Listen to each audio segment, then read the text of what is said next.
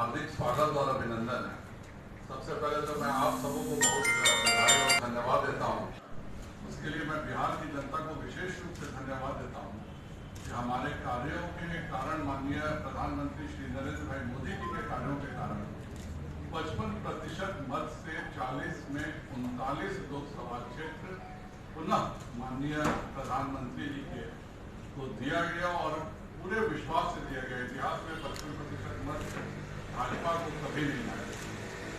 तो जो माननीय प्रधानमंत्री जी ने पहले 5 वर्ष के काम किए, उस पर जनता का विश्वास की परिणति थी 2019 का चुनाव।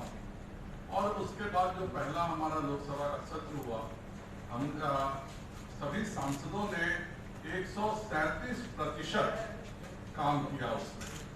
और जितने भी विगत 70 साल के मुद्दे थे, खास करके धारा 370, 35J, सामान्य नागरिक कानून, 3 तलाक और जो एक विवाद चला आ रहा था राम मंदिर का, उसका भी शांतिपूर्ण समाधान करने में हम लोग सफल हुए।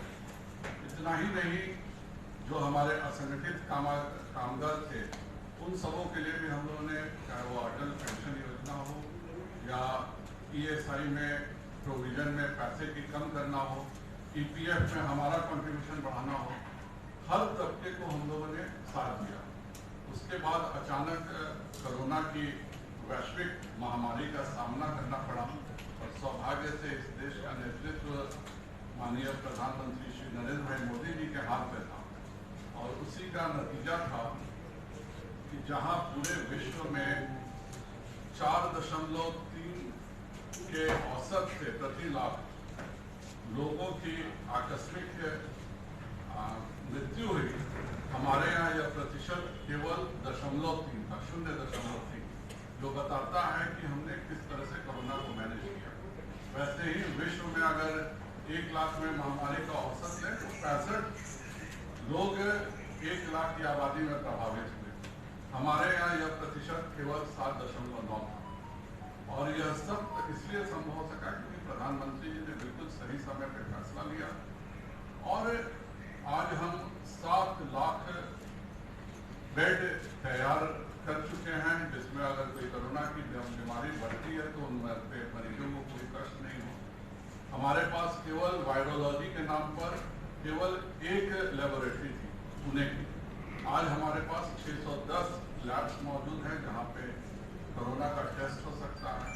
हम PPE किट, N95 मास्क बनाते नहीं थे, आज हम 4 लाख मास्क प्रतिदिन बना रहे हैं। एक छोटा सा स्वैब जो होता है वह विदेश से आता था और 17 रुपये पड़ता था। आज हम ₹1.70 में भारत वह स्वैब टेस्टिंग के लिए बना रहा है।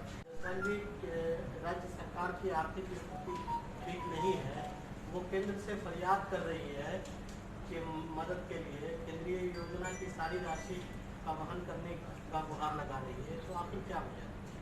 देखिए, आज भी अगर बिहार की स्थिति देखिए तो बिहार में 24 से 26% राशि बिहार सरकार अपने संसाधनों से लाती है और 74% राशि बिहार को केंद्र सरकार देती है।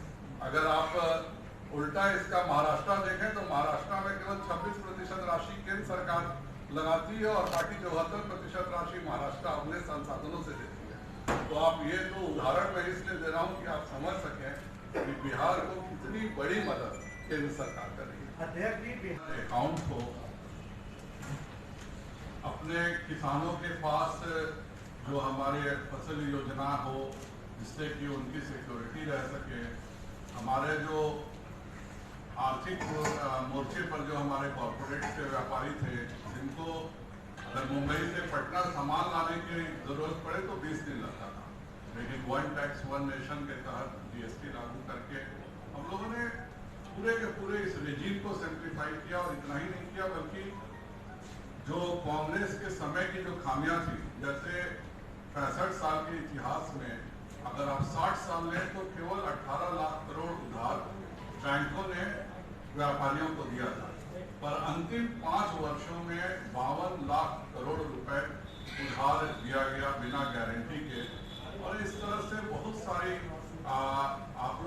देखा कि काफी व्यापारी उसमें से भाग गए, डिफॉल्टर में किसी को ये चिंता ही नहीं रहती थी, लगता था कि उधार को चुकाना है, एक और उससे बड़ा उधार लेंगे।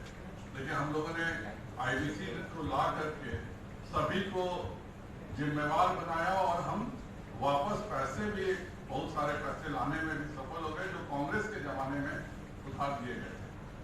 तो उसी तरह से इतिहास में पहली बार हुआ कि हमने दूसरे की भूमि में जाकर, POK में जाकर के हमला करके अपने देश के पर जो आतंकवादी हमले हुए थे उनका जवाब दिया।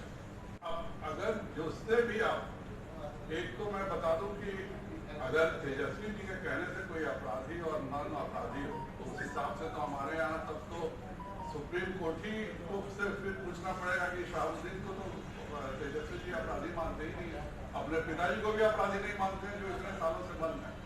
तो कानून, इस सरकार में कानून अपना काम करता है। कानून के जांच में जो भी दोषी पाया जाएगा उसको हर हालत में सजा होगी। लेकिन तेजस्वी यादव जी कहें कि यह दोषी है, यह निर्दोष है, तेजस्वी यादव जी हमेशा कहते हैं कि शाहबुद्दीन जी निर्दोष है, तो इसका क्या मतलब है कि वो निर्दोष हो गया और किसी को वो अपराधी कहे तो वो अपराधी हो गया। कानून को अपना काम करने दीजिए, जो कानून में दोषी होगा हर हालत में सजा। देखिए, भारतीय जनता पार्टी का जो काम करने का तरीका है उसमें भारतीय जनता पार्टी सदैव चुनाव के लिए तैयार है। इस विपरीत परिस्थितियों में, कोरोना में भी एक प्रदेश अध्यक्ष होने के नाते मैं लगातार वीडियो कॉन्फ्रेंसिंग के माध्यम से अपने मंडल अध्यक्षों तक से जुड़ा था। और कल मन की बात जो माननीय प्रधानमंत्री जी का कार्यक्रम हुआ, 38,000 तस्वीरें मेरे पास मौजूद हैं जो बूथों पर हुई हैं।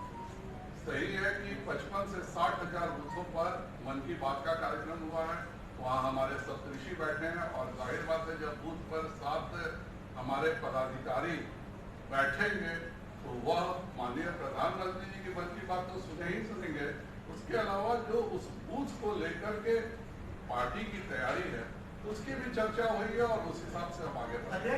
में डरते थे, उसके बावजूद भी आप सब कोरोना वॉरियर्स के भूमिका में सभी हमारे जो भी खबरें थी वह जनता तक पहुंचाने में मैंने हर जगह देखा है कि आप सभी की उपस्थिति सभी घटनाओं में बराबर शरीक रही है।